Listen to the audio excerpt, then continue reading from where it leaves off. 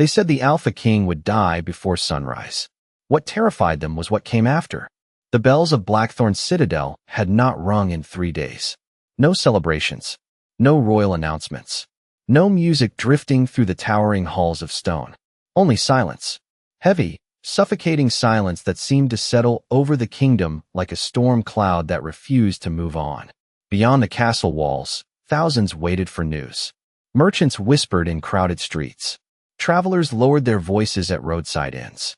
Entire packs watched the distant silhouette of the royal fortress against the mountains and wondered the same thing. What would happen if the Alpha King never woke up? Deep inside the highest tower of the citadel, Alpha King Damian Blackwood lay motionless beneath dark silver blankets embroidered with the crest of the Northern Realm. The strongest healers had come. The most gifted spiritual guides had traveled hundreds of miles.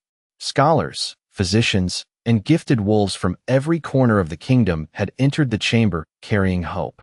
Every one of them had left carrying disappointment. No one could explain what was happening to him.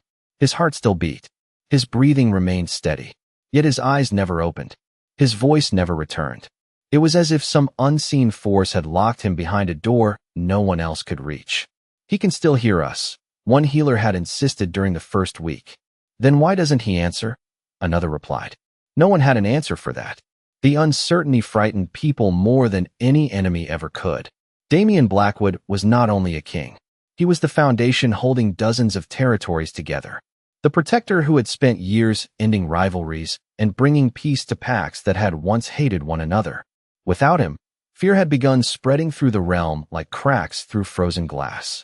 On the 4th floor of the citadel, members of the royal council gathered around a long oak table lit by flickering lanterns.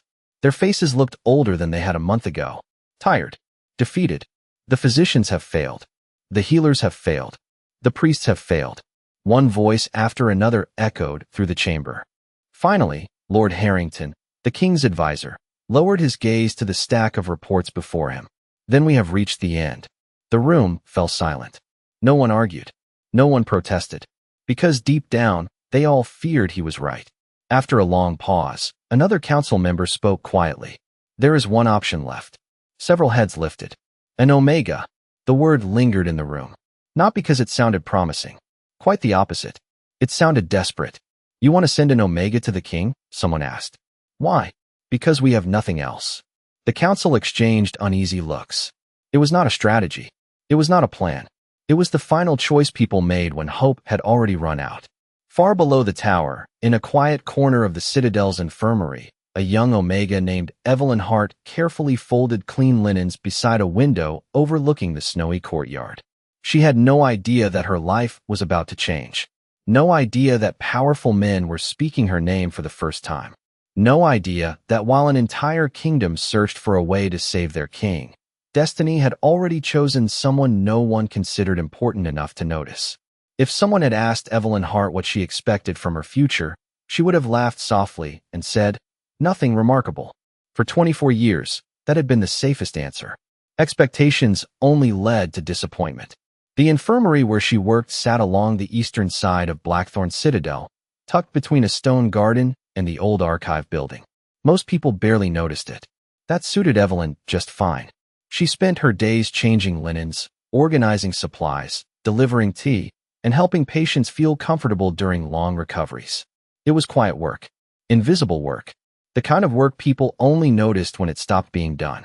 Outside the tall windows, snow drifted steadily across the courtyard, coating the castle grounds in white. Inside, warmth from the fireplaces filled the hallways with the scent of cedarwood and herbs. Evelyn moved carefully between rooms carrying a basket of fresh towels. A young healer rushed past her without slowing down. "Watch it, Omega." The words were not cruel. They were worse. Casual. Thoughtless. The kind of remark spoken by someone who barely saw her as a person. Evelyn simply stepped aside and continued walking. She had learned years ago that arguing rarely changed anything. Most people looked at her and saw weakness. An Omega without status. An Omega without influence. An Omega whose greatest talent seemed to be staying out of everyone else's way. Yet there was one thing Evelyn never spoke about. Something she had hidden since childhood. She could feel emotions. Not in the ordinary way everyone could. Deeper. Stronger. Sometimes she sensed loneliness before a person ever spoke.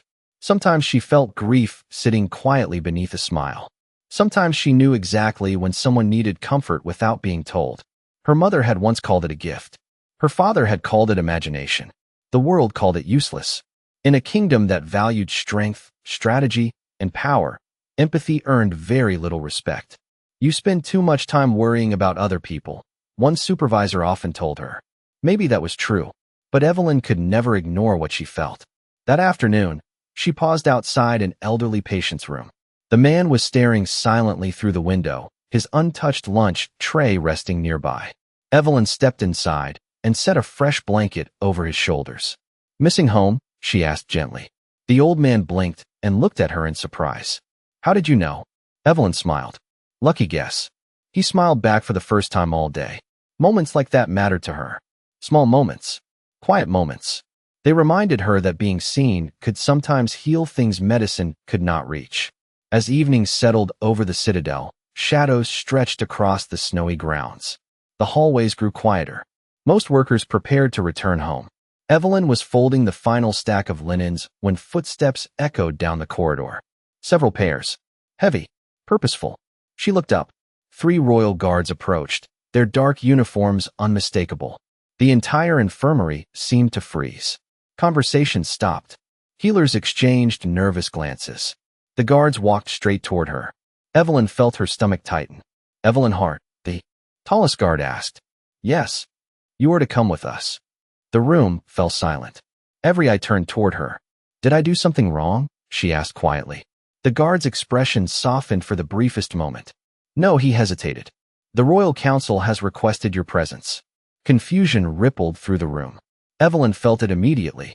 Curiosity, suspicion, shock. None of it compared to what she felt from the guards themselves. Beneath their calm expressions lingered something far heavier. Fear. Real fear. The kind carried by people standing too close to a disaster they could not stop. And for the first time, Evelyn realized whatever waited for her at the top of Blackthorn Citadel had nothing to do with laundry, patience, or ordinary life. The climb to the highest tower of Blackthorn Citadel seemed longer than it should have been. Evelyn followed the royal guards through winding stone corridors and staircases that few citizens ever saw. The higher they climbed, the quieter the castle became. The sounds of daily life faded behind them until only the echo of footsteps remained. By the time they reached the final landing, the air itself felt different. Colder, heavier, as if the tower carried a burden too large for the rest of the kingdom to hold. 2 guards stood outside a pair of enormous oak doors reinforced with silver bands. Neither moved when Evelyn approached. Their expressions were solemn, respectful, nervous. One of them pushed the doors open. Warm candlelight spilled into the corridor. "Go inside," the escort quietly said. Evelyn hesitated. "Alone?" The guard nodded. "Alone." Her heart began to race. She stepped forward. The doors closed behind her with a soft thud. The chamber was larger than she expected. Floor-to-ceiling windows overlooked miles of snow-covered mountains beneath a gray winter sky. Hundreds of candles flickered throughout the room, filling the air with the scent of cedar and pine. Yet despite the warmth of the flames, the room felt strangely empty. Lonely, like a place that had forgotten how to hope. Several members of the Royal Council stood near the far wall. Lord Harrington was among them. His tired eyes studied Evelyn carefully. As she entered, "Miss Hart," he said, "thank you for coming." Evelyn lowered her gaze respectfully. "I do not understand why I am here." None of them answered immediately. The silence itself felt like an answer. Finally, Harrington gestured toward the center of the room. "You are here because we have exhausted every other possibility." Evelyn followed his gaze. That was when she saw him. Alpha King Damian Blackwood rested upon a raised platform surrounded by candlelight. He looked nothing like the legends. Stories described him as unstoppable, commanding, larger than life. The man before her looked peaceful, motionless, almost impossibly still. Dark hair framed strong features softened by sleep. His face carried none of the authority people feared, none of the power they admired. Only silence. Evelyn found herself staring. Then something unexpected happened. She felt him, not physically, emotionally. A sudden wave of sadness swept through her chest so intensely that she nearly lost her breath. Her fingers tightened against her coat. The feeling vanished almost as quickly as it came, yet it left her shaken. "What was that?" she whispered. "What was what?" Harrington asked. Evelyn looked toward Damien again. The feeling returned. Faint but unmistakable. Loneliness. Not the loneliness of a room. Not the loneliness of isolation. Something deeper. Like someone calling from very far away. Her pulse quickened. "He is not gone," she said softly. Several council members exchanged confused looks. Harrington frowned. "No physician can reach him." "I am not a physician." "Then what are you?" Evelyn opened her mouth, but found no answer.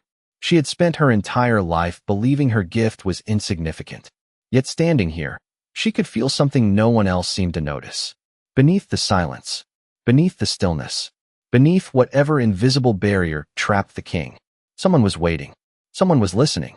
And for reasons she could not explain, Evelyn suddenly felt certain that Damien Blackwood was far more awake than anyone realized. The council expected Evelyn to fail within minutes.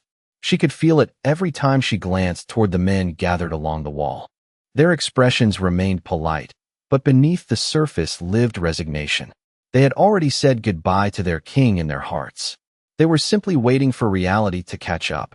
Evelyn stood beside Damien's bed and looked at him again. The strange feeling from before had not disappeared. If anything, it had grown stronger. It drifted through the room like a distant echo. Not pain, not fear, isolation. The sensation wrapped around her chest so tightly that she had to steady her breathing. "May I sit with him?" she asked quietly. Lord Harrington blinked. "That is all you wish to do?" "For now." Several council members exchanged skeptical looks. One elderly advisor sighed heavily. "Every healer who came before you used ancient remedies and rare techniques." Evelyn nodded. "I know. And you intend to sit?" "Yes." No one seemed impressed by her answer. Yet Harrington eventually gave a small nod. "Very well." A chair was placed beside the bed. Evelyn sat carefully and folded her hands in her lap. The room fell silent. Minutes passed. Then more. No miracle arrived. No dramatic change appeared. The council grew restless. One by one they drifted from the chamber until only Harrington remained. Evening settled beyond the tower windows. Snow continued to fall across the mountains. Candlelight danced softly against stone walls. Finally Harrington spoke. "What are you waiting for?" Evelyn stared at Damien's peaceful face. "I am listening." "Listening for what?"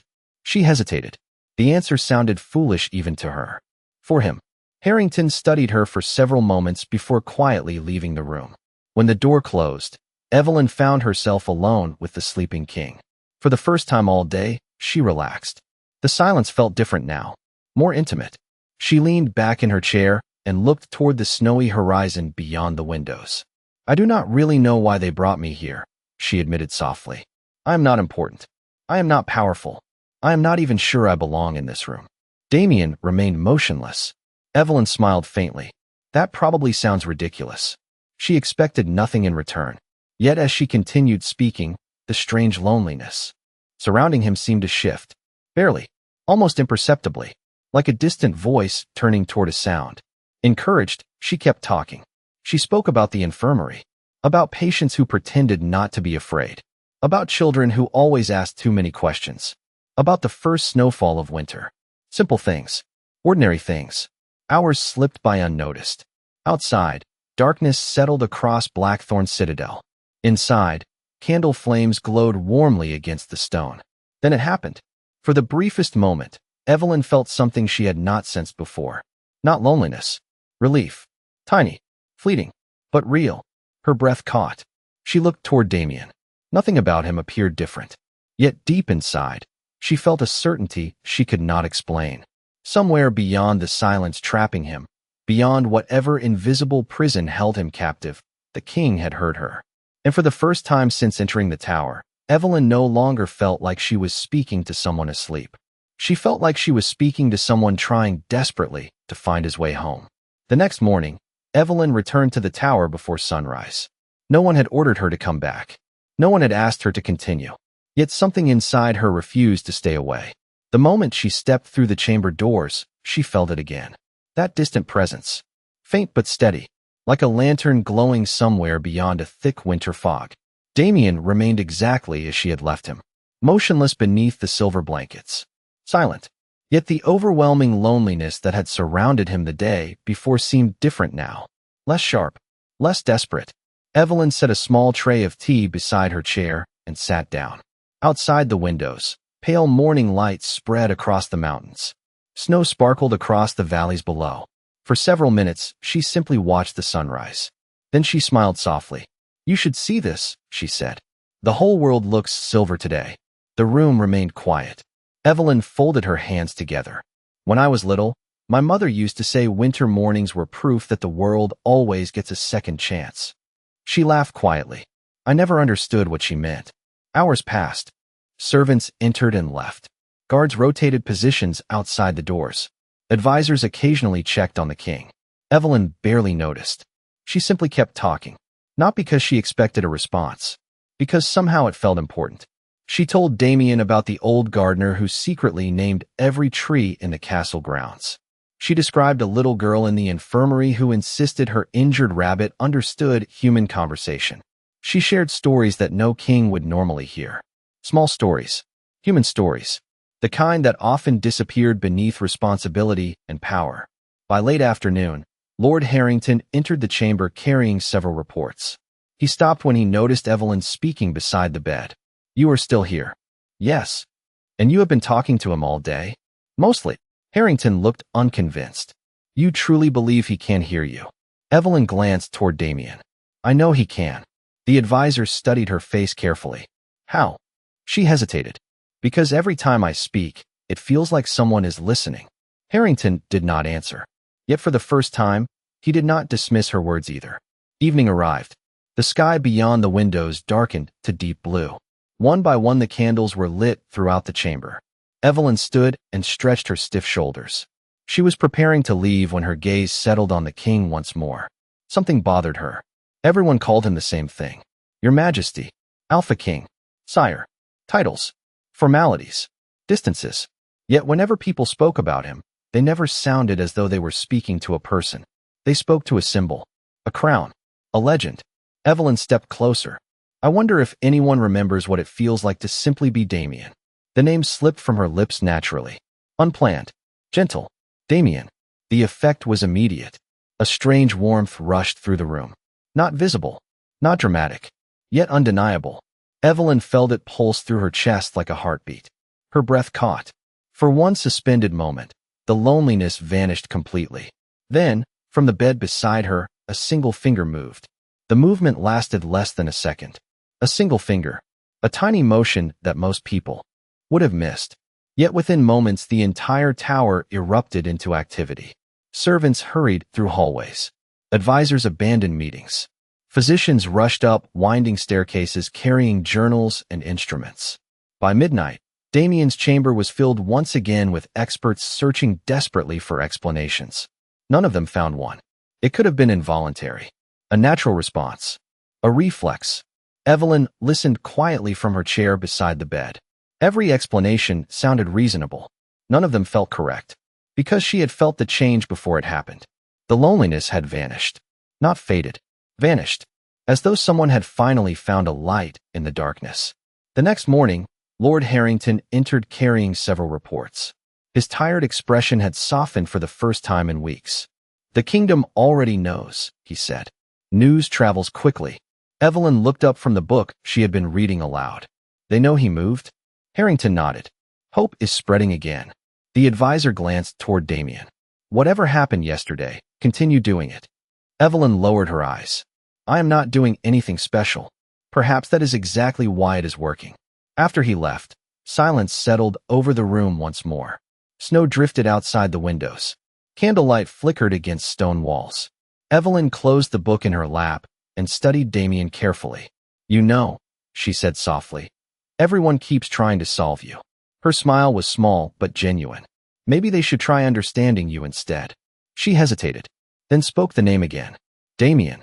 The response was immediate. Not physical this time. Emotional. Warmth spread gently through her chest.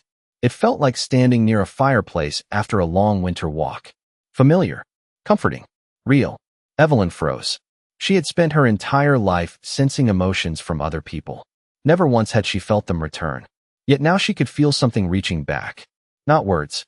Not thoughts. Presence. She swallowed hard. Can you hear me? The room remained still. Yet the warmth lingered, stronger than before. Throughout the day, she continued speaking. She told stories, shared memories, described ordinary moments from life beyond the tower walls. And every time she spoke his name, the connection deepened. Damien. The warmth returned. Damien. The loneliness retreated. Damien. Somewhere beyond the silence, someone listened. By evening, Evelyn no longer believed the king was trapped in sleep. She believed he was trapped somewhere else entirely. Somewhere distant. Somewhere hidden. Yet each conversation seemed to guide him closer. As darkness settled outside, she moved her chair beside the bed once again. The room felt peaceful, almost hopeful. Evelyn rested her hands in her lap and stared toward the snowfall beyond the glass. The truth is, she whispered, I do not think anyone has spoken to you like a person in a very long time. Her gaze drifted back to him. They speak to the crown, to the throne, to the Alpha King. Her voice softened. But I think you are probably tired of being a symbol. The warmth flooded through her chest once more, stronger than ever before. Evelyn smiled despite herself. Then, for the first time since entering the tower, she felt something beneath the warmth. Gratitude. Quiet. Genuine. Undeniable. Tears stung her eyes unexpectedly. Because in that moment she finally understood. Damien was not finding his way back because of medicine. He was finding his way back because somewhere in the darkness, he had finally stopped being alone. 3 days later, the atmosphere inside Blackthorn's citadel had changed completely. Hope moved through the hallways like sunlight after a long storm. Servants smiled more easily. Guards stood a little taller. Even the physicians who had nearly surrendered to despair now spoke in cautious optimism. Yet Evelyn sensed something no one else did. The connection she shared with Damien was growing stronger, but so was the resistance holding him back. Every day, she felt him drawing closer. Every day, she also felt something pulling him away. It was like watching someone struggle through deep snow toward a distant light. Progress was real, but the journey remained difficult. That evening, heavy clouds rolled across the mountains, covering the stars. Wind rattled the tower windows. The chamber felt unusually tense. Evelyn sat beside the bed as she always did, reading from a book she had borrowed from the castle library. Halfway through a chapter, she stopped abruptly. A cold sensation swept through her chest. Not physical cold, emotional cold. The warmth she had felt for days suddenly flickered. Fear replaced it. Not her fear, his. Evelyn lowered the book immediately. Damien, she whispered. The room remained silent. Yet the feeling intensified. Somewhere beyond the invisible barrier separating them, something had changed. She stood quickly and moved closer to the bed. The peaceful atmosphere that normally surrounded him had vanished. In its place lingered uncertainty, exhaustion, doubt. The emotions hit her with surprising force. No, she said softly. Do not stop now. Outside, thunder rolled across distant peaks. Candle flames trembled. Evelyn reached for the edge of the blanket, her heart pounding. She had never felt him this clearly before. For the first time, she could sense not only his presence, but his struggle. He was still trying to return, still searching. Yet something inside him was beginning to believe the journey was impossible. Tears filled her eyes. You are not alone, she said. Do you hear me? The fear remained. Then came another emotion, one she had never felt from him before. Weariness, the kind carried by someone who had been fighting for far too long. Evelyn swallowed hard. She suddenly understood why he had not returned yet. It was not because he could not find the way. It was because he no longer believed anyone was waiting for him. Her chest ached. Then listen carefully. She pulled her chair closer and sat beside him. The kingdom is waiting. Her voice shook slightly. Your people are waiting. The cold feeling wavered. Lord Harrington still reads reports outside your door every morning. A faint warmth appeared. The gardeners are already planting spring flowers. Stronger now.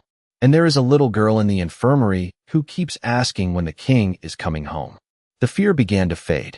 Slowly, gently, like mist dissolving beneath sunlight. Evelyn smiled through her tears. Then she leaned closer. And I am waiting, too. The connection surged. Warmth flooded through her chest so suddenly that she gasped. It felt brighter than anything she had experienced before. Stronger, clearer, alive. Somewhere beyond the darkness, Damien had heard every word. Evelyn closed her eyes and held on to the feeling. "Come home," she whispered. "You have already come too far to give up now." And for the first time since entering the tower, she felt certainty instead of hope. Damien was no longer lost. He was on his way back. The following morning arrived beneath a sky of brilliant blue. For the first time in weeks, sunlight poured through the tower windows and painted golden patterns across the stone floor. Yet inside the chamber, no one paid attention to the weather. Every physician, advisor, and royal attendant had noticed the same thing during the night. Damien's condition was changing. His breathing had grown stronger. Color had returned to his face. Even the oppressive stillness that once filled the room seemed to have faded. Lord Harrington stood beside the window, studying the latest reports when a young physician entered carrying fresh notes. "There is no medical explanation," the man admitted. "Then stop searching for one," Harrington replied quietly. His eyes drifted toward Evelyn, who sat beside the bed as she had every day. "Some things are larger than explanations." Evelyn barely heard the conversation. She was focused on the connection. It had never felt clearer. The warmth she sensed no longer flickered. It remained steady, constant, like a path illuminated through darkness. She smiled softly and opened the book resting in her lap. "I promised I would finish this chapter," she said. "It would be unfair to stop now." She began reading aloud. Her voice drifted gently through the chamber. Outside, life continued throughout the kingdom. Inside, time seemed to slow. Minutes passed, then an hour. As the story unfolded, Evelyn felt something unexpected. Curiosity. The emotion arrived, so suddenly she almost laughed. It was not her curiosity. It belonged to him. "Well," she whispered after closing the book, "that is progress." The warmth deepened. Evelyn shook her head in disbelief. "You really were listening?" A few feet away, Harrington looked up from his documents. "Did you say something?" "No," Evelyn answered softly. "Not exactly." By afternoon, more members of the council had gathered in the chamber. Word of the king's improvement had spread throughout the citadel. Hope filled every corner of the tower. Yet Evelyn sensed something else approaching. Anticipation. Like the final moments before dawn breaks across a dark horizon. She stood and moved closer to the bed. "I think today is the day," she whispered. Her pulse quickened. The connection responded immediately. Strong, certain, alive. Tears gathered in her eyes. "You found the way back, did you not?" The warmth surged through her chest. Then came something she had never felt before. Recognition. Not vague emotion. Not distant presence. Recognition. As if someone had finally reached the other side of a long journey and seen her standing there waiting. Evelyn's breath caught. The room suddenly felt very quiet. Every sound seemed distant. Every heartbeat louder. She stared at Damien's face. 1 second passed. Then another. Slowly, almost imperceptibly, his hand shifted against the blanket. Gasps echoed throughout the chamber. Advisors rose from their chairs. Physicians hurried forward. No one spoke. No one dared. The entire room held its breath. Then, for the first time in many weeks, Damien Blackwood opened his eyes. Sunlight spilled across silver irises that reflected the morning sky. Confusion flickered there briefly. Then understanding. His gaze moved across the crowded room, filled with anxious faces. Past the physicians, past the advisors, past the council, until it found only one person. Evelyn. The moment their eyes met, the warmth flooding her chest became almost overwhelming. Damien stared at her as though recognizing someone he had been searching for across an impossible distance. His voice was rough from disuse, barely above a whisper. Yet every person in the chamber heard the words clearly. Evelyn. For several seconds, no one moved. No one breathed. The entire chamber seemed frozen between disbelief and wonder. The king was awake. After weeks of uncertainty, after countless failed attempts and fading hope, Damien Blackwood was finally looking at the world again. Yet he was not looking at the physicians who had monitored him day and night. He was not looking at the council members who had refused to abandon him. He was looking only at Evelyn. Her name still lingered in the air like the final note of a song. Tears filled her eyes before she could stop them. "You are awake," she whispered. A faint smile touched Damien's face. It was small, tired, yet unmistakably real. "Because you would not stop talking," he answered softly. Laughter broke through the room. Relieved laughter. Emotional laughter. The kind that arrived only after fear had finally released its grip. Lord Harrington lowered his head, and covered his eyes for a moment. Years of loyalty and worry seemed to disappear from his shoulders all at once. Around him, advisors exchanged stunned glances. Some smiled openly. Others simply stared, unable to process what they had witnessed. Damien slowly pushed himself upright. Several physicians rushed forward to help, but he politely waved them back. His attention never left Evelyn. "I heard everything," he said. The word surprised her. "Everything." He nodded. "The stories. The snow. The little girl with the rabbit." A faint chuckle escaped him. "The gardener who names trees." Evelyn laughed through her tears. "You heard all of that?" "Every word." The chamber fell quiet again. This time the silence felt different. Warm. Peaceful. Damien's silver eyes softened. "There were moments when I thought I would never find my way back." His voice remained calm, but everyone could hear the truth behind it. "Then I heard your voice." Evelyn lowered her gaze, suddenly overwhelmed. "I only talked."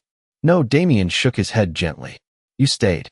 The simple statement carried more weight than any grand speech ever could, because it was true. When others searched for cures, she had offered companionship. When others spoke to a king, she had spoken to a man. When others focused on saving a symbol, she had refused to let a lonely soul remain forgotten. Outside the tower windows, sunlight poured across the mountains. The storm that had covered the kingdom for weeks was finally gone. Hours later, news spread throughout Blackthorn Citadel. The bells that had remained silent suddenly rang across the city. People poured into streets and marketplaces. Smiles replaced fear. Hope replaced uncertainty. The kingdom celebrated the return of its king. Yet inside the highest tower, Damien remained seated beside the same window where Evelyn had spent so many days talking to someone she believed could still hear her. "What happens now?" she asked quietly. Damien looked toward the bright horizon, then back at her. The warmth she had felt for days returned once more, stronger than ever. Not loneliness, not gratitude. Something new, something just beginning. He smiled. "Now," he said softly, "I would like to hear another story." And as sunlight filled the chamber and laughter echoed through the halls below, Evelyn realized that sometimes the greatest miracles did not come from power, destiny, or titles. Sometimes they began with something much simpler. A voice that refused to give up on someone who needed to find the way home.